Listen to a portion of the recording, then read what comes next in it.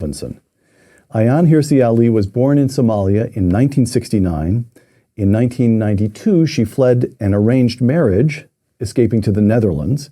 From 2003 to 2006, she served in the Dutch Parliament, warning about the incompatibility of radical Islam with the Western way of life.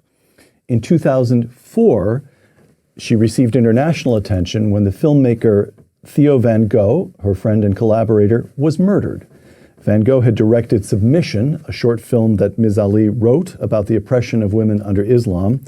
The murderer, a radical Muslim, used a knife to pin a death threat for Ms. Ali to Mr. Van Gogh's body. In 2006, the Dutch Minister for Immigration attempted to revoke Ms. Ali's citizenship. The courts ultimately upheld Ms. Ali's citizenship, but she resigned from the Dutch Parliament and moved here to the United States. Ms. Ali is the author of a number of books, including the 2007 volume Infidel, the 2015 work Heretic, Why Islam Needs a Reformation, and published this year, The Challenge of Dawa, Political Islam is Ideology and Movement and How to Counter It. Ms. Ali is a fellow at the Hoover Institution at Stanford. Ayaan Hirsi Ali, welcome. Thank you, Peter. Thank you for having me. My pleasure. The nature of the problem. Ayaan Hirsi Ali testifying before Congress this past spring, quote, two successive administrations, you're talking about those of George W. Bush and Barack Obama, two successive administrations have approached the problem of political Islam with a completely flawed strategy. The illusion that a line could somehow be drawn between Islam, a supposed religion of peace adhered to by a moderate majority, and violent extremism engaged in by a tiny minority. Were you telling Congress that Islam isn't a religion of peace? I was telling Congress that Islam is part religion and part a political philosophy. And that if you focus only on the religious part, praying, fasting, there you see nothing but peace. I don't see anything but peace. Right. If people want to pray and fast and be together peacefully, have their rituals, I think that's protected, and I don't think that necessarily leads to any kind of violence. You may object to it if you're not religious, but it is religion as we understand it, as the founding fathers, as the framers of the institution might have understood it. Yes. But then there is Islam, which is really the major part of Islam, which is a political philosophy. It's a prescription for how society ought to be built, how society ought to be furnished, governed.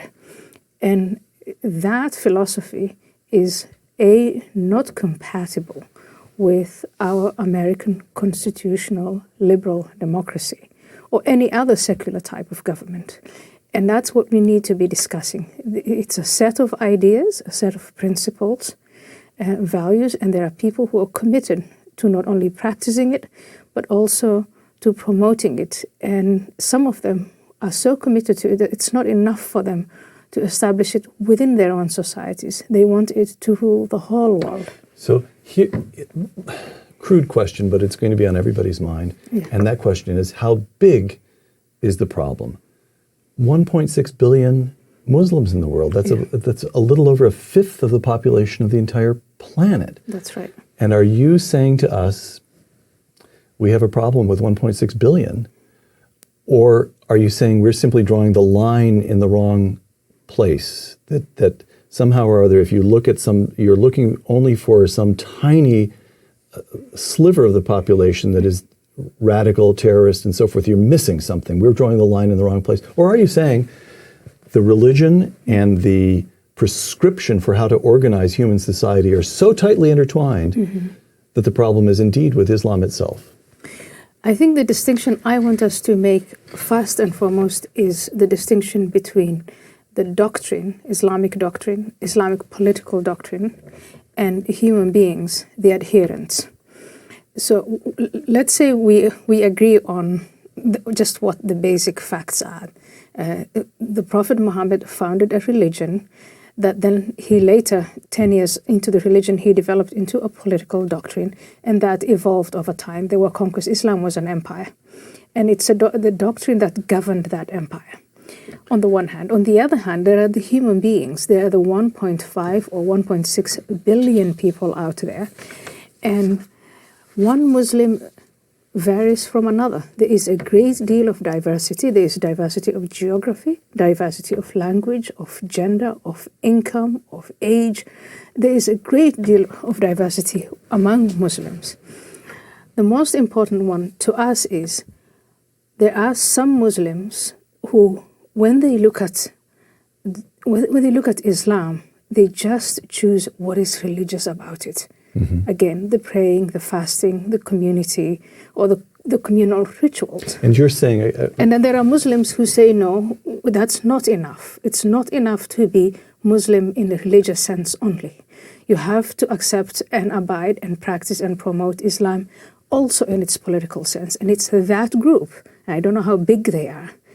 But in terms of drawing lines, I think that's where we need to start. I see. All right. So let me...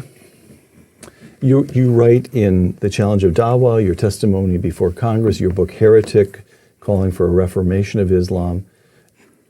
You're, of course, aware of the whole history of Islam, but you're talking about the present moment and what the West, the United States in particular, needs to do. However, let me ask you to address the history for a moment. And the argument of which you're well aware runs simply as follows. Mm-hmm. It takes a moment to set this up, but it's an important question. Islam emerges in the Arabian Peninsula in the 7th century.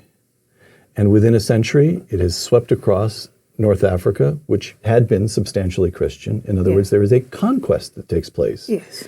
And by the middle of the 8th century, they're as far north as central France. We have the Battle of Tours. And for 7 centuries, Islam holds most of what we call Spain today.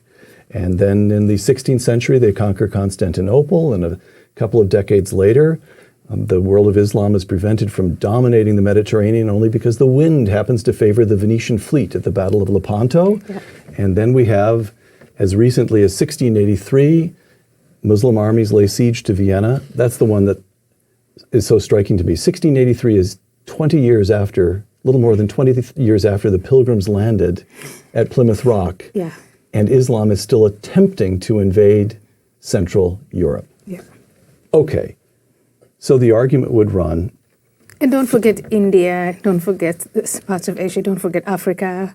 Okay. So all right, you not only grant the argument, you're heightening it, so to speak. Yes, yes. And the argument would run, thank you very much for attempting to reassure us. But truly we need to be wide awake. This really is a clash of civilizations. And there is something within Islam which has demonstrated for all 14 centuries an animus, an aggressiveness toward the West. The problem is Islam itself.